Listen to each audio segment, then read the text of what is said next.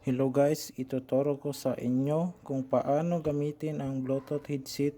Gagawin yung Bluetooth mic for vlog. Una, search nyo ang video recording app, type Cinema FB5.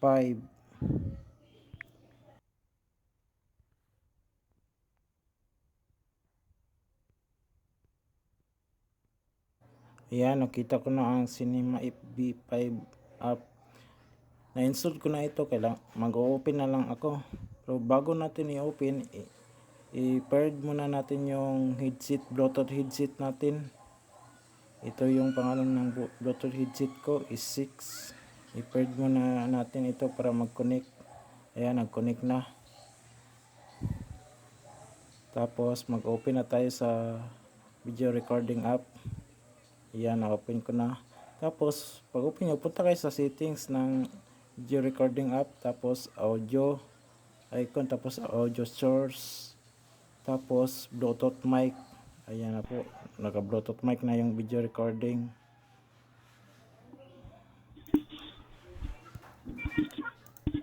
Test na natin ito.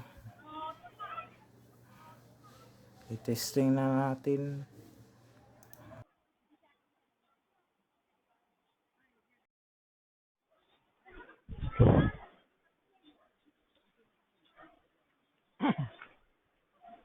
I-test natin ang Bluetooth mic gamit ang simpleng headset na ito na binili ko lang ito na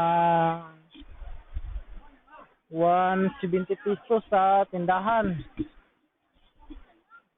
Maganda ito gamitin pang halimbawa nasa malayuan ka, around 10 meters yata ang kaya nitong sagapin na audio. Tapos hello. Tapos ang maganda ito gamitin kung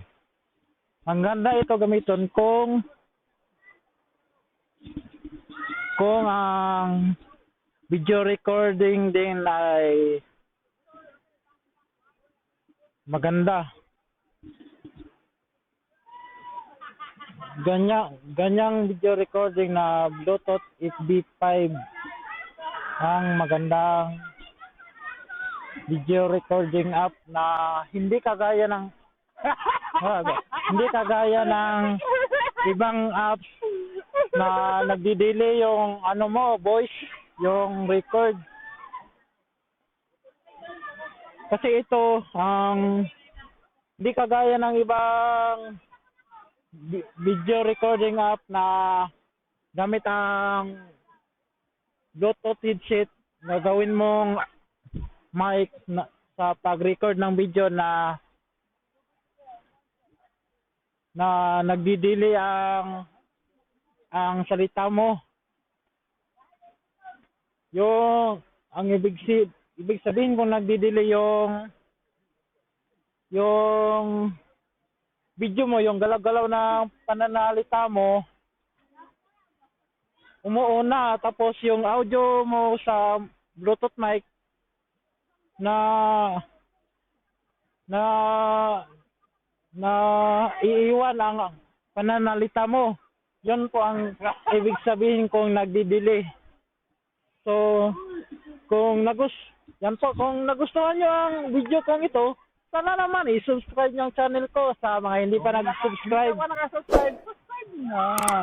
Kasi para ako lang yata yung nag-vlog ng ganitong content yung binablog ko yung magandang content na di-discover ko sa nagamit ng app na ito at Bluetooth headset na gagamitin.